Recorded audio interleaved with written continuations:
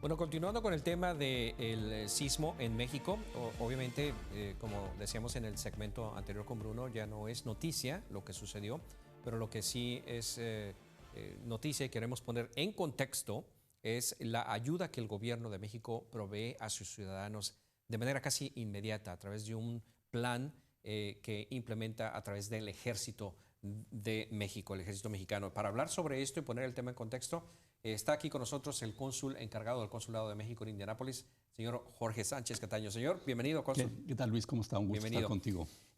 A mí me llamaba la atención cuando el gobierno de Estados Unidos, específicamente el Congreso de los Estados Unidos, tuvo que someter a votación el proveer ayuda para el desastre con el huracán en el sur del país.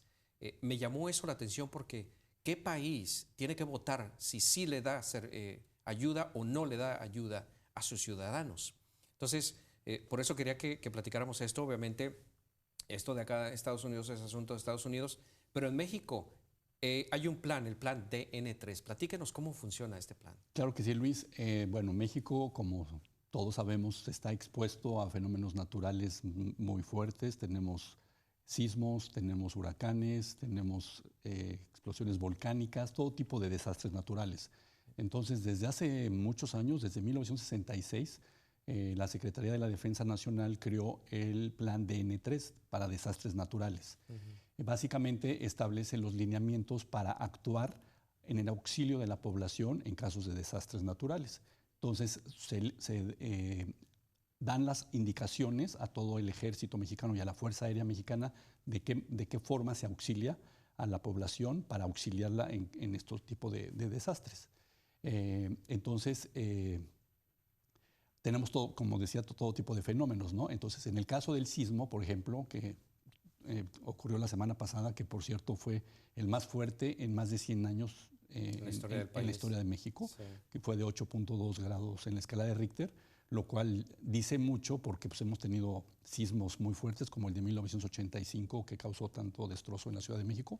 Afortunadamente fueron mínimos los daños en la Ciudad de México, más no así en el sur del país, básicamente en Oaxaca, Chiapas y Tabasco.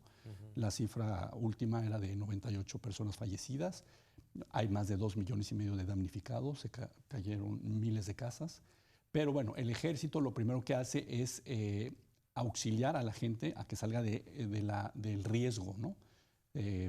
La recuperación de la gente, o más bien de los fallecidos. Se enfocan en los humanos primero. Exactamente. Así es. Y luego, la fase de auxilio se llama. Okay. La fase de auxilio. Después de la fase de auxilio ya viene la fase de recuperación, ¿no? De recuperación en este caso, las casas.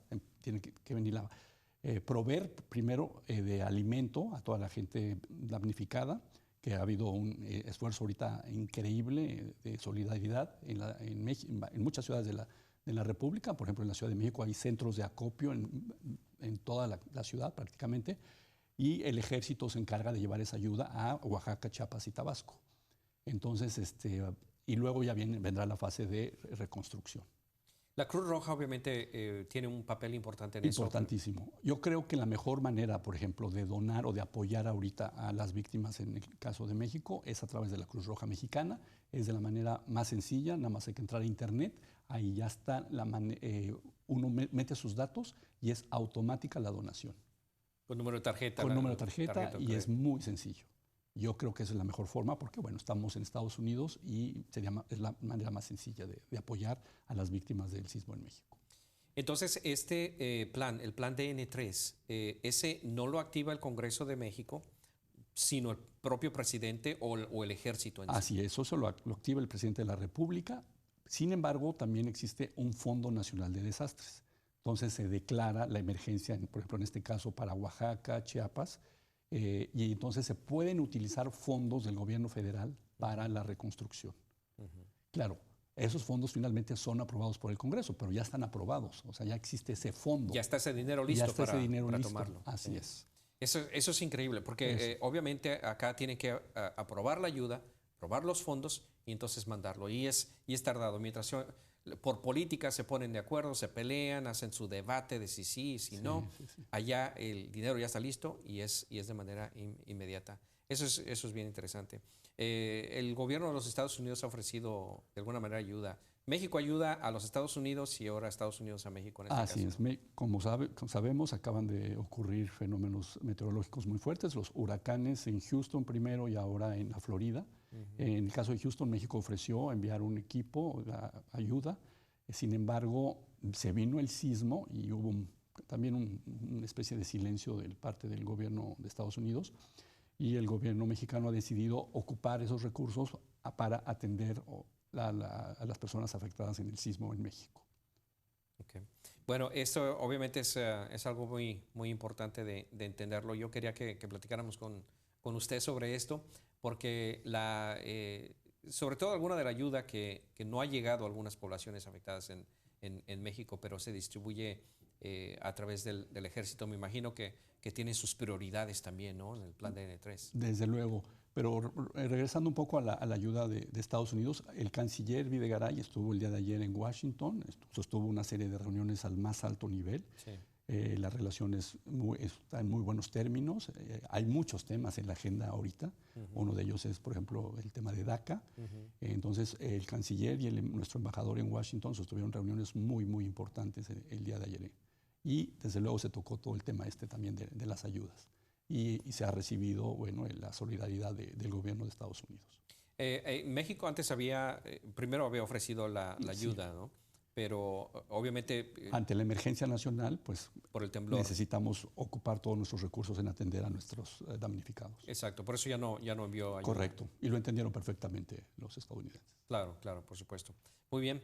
¿Cómo vamos tenemos un minuto, cómo vamos con las citas en el consulado? No, bueno, ahorita hay que recordar que si tienen hijos nacidos en este país, también pueden ser mexicanos, entonces ya estamos bajando ya el número de citas porque, como te recuerdas, hace unos meses tú llamabas y te la dábamos la cita en 3 meses debido a la gran demanda que se dio.